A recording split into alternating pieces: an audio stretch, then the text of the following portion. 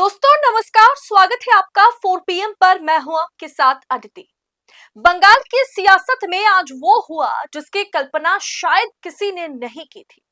2026 के विधानसभा चुनाव नतीजों ने बंगाल की तस्वीर बदल के रख दी है। 206 सीटें जीतकर बीजेपी ने राज्य की सत्ता पर कब्जा कर लिया है। लेकिन असली विस्फोट जो है पूर्व मुख्यमंत्री ममता बनर्जी की प्रेस कॉन्फ्रेंस में हुआ है। खैर, उन्हें पूर्व कहा जाए नहीं कहा जाए समझ में नहीं आ रहा, क्योंकि ममता बनर्जी ने साफ तौर पर कह दिया है कि मैं इस्तीफा नहीं दूंगी। ममता बनर्जी ने अपनी हार को स्वीकार करने से इनकार करते हुए चुनाव आयोग और मुख्य चुनाव आयुक्त ज्ञानेश कुमार पर सीधा हमला बोला है। কেন কিসের জন্য আমরা তো হারিয়ে নিয়ে যাব? হারলে আমি যদি শপথ নিতে যেতাম তাহলে আমি রেজিগনেশনটা করতাম। এখন তো কোয়েশ্চেন ডাজন্ট অ্যারাইজ। জোর করে দখল করে যদি কেউ মনে করে যে আমি কি রেজিগনেশন দিতে হবে, no, not that. Now also I want to say that we didn't lose the election. It is their forceful attempt to defeat us.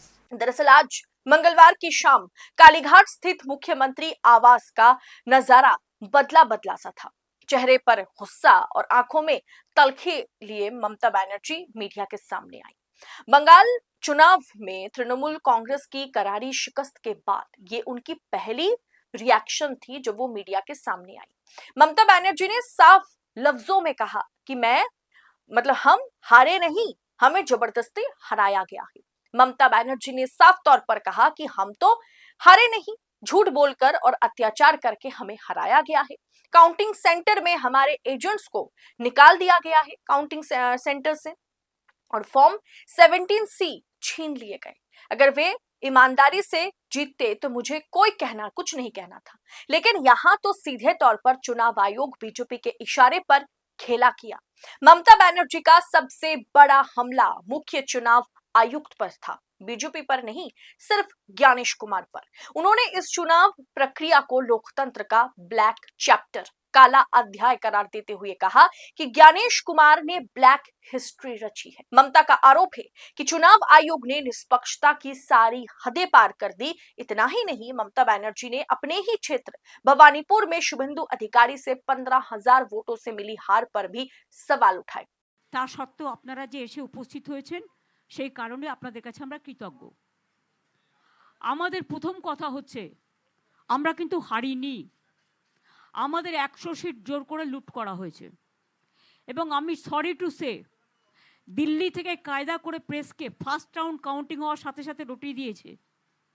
আমি আগেই আপনাদের বলেছিলাম, আমার ভিডিও আপনারা দেখে নিন তার দুদিন আগে, যে ওরা কিন্তু প্রথমে বিজেপি এরিয়া দিয়ে শুরু করবে এবং ইলেকশনে কাউন্টিং হয় 14 থেকে 18 রাউন্ড। প্রথম 2-3টে রাউন্ড ওরা কিন্তু কাউন্টিং করবে প্ল্যান করে বিজেপি ওখান থেকে, যাতে ছেলেপেলেদের মরাল ভেঙে যায় আর বিজেপি গুন্ডামি করতে সাহস পায়। আমাদের লড়াইটা বিজেপির সাথে ছিল না, আমাদের লড়তে হয়েছে ভিলেন ইলেকশন কমিশন, যিনি ব্ল্যাক হিস্ট্রি তৈরি করেছেন Indian ডেমোক্রেসিতে। Sad to say, CEC became the villain of this election to loot the democratic rights of the people and to loot the EVM machine. Can you tell me that after voting EVM machine, 80 to 95% is the charge? How it is possible? Before 2 days of election. दोस्तों, आज के समय में सत्ता की आंखों में आंखें डालकर पत्रकारिता करना मुश्किल हो गया है। हमारे 4 PM नेशनल यूट्यूब चैनल और फेसबुक चैनल को, जिसे आपका प्यार और विश्वास हमेशा से मिलता रहा, उसे बंद करके सरकार ने यह साबित कर दिया कि वो आपके सवालों से कितना डरती है। मुश्किल दौर है, लेकिन हम ना रुके थे और ना ही रुकेंगे। हम सच के लिए हमेशा लड़ते रहेंगे। ऐसे में 4 PM उत्तर प्रदेश यानी 4 PM यूपी को ज्यादा से ज्यादा ज्वाइन करें और स्वतंत्र पत्रकारिता को जिंदा रखने के लिए जितना हो सके उतना हमारा आर्थिक सहयोग करें। आपके सहयोग से ये जंग हम जीत कर रहेंगे। दरअसल ममता बनर्जी ये सब कुछ बांग्ला में बोल रही थी, इसीलिए मैं विजुअल्स के साथ आपको ट्रांसलेशन बता रही हूँ कि ममता बनर्जी ने बोला क्या है। दोस्तों, कल जो काउंटिंग हो रही थी शाम 4 बजे के बाद 2.5 घंटे के लिए, 2 घंटे से अधिक, करीब 2.5 घंटे के लिए भवानीपुर कंस्टिट्यूएंसी में काउंटिंग जो है उसे रोक दिया गया था। काउंटिंग जो है उसे वो पूरी तरीके से ठप पड़ा हुआ था। इसीलिए ममता बनर्जी ने आरोप लगाया कि मतगणना केंद्र के अंदर उनके साथ हाथापाई तक की गई है। ममता बनर्जी का यह बयान रहा कि जब मैं काउंटिंग सेंटर के अंदर गई तो मुझे मैन हैंडल किया गया, मेरे पेट पर मारा गया, मुझे धक्का देकर के बाहर निकाल दिया गया। एक महिला और एक इंसान के तौर पर मेरा जो अपमान हुआ है उससे मैं समझ सकती हूं कि मेरे कार्यकर्ताओं के साथ कल क्या कुछ हुआ होगा सेंटर के अंदर।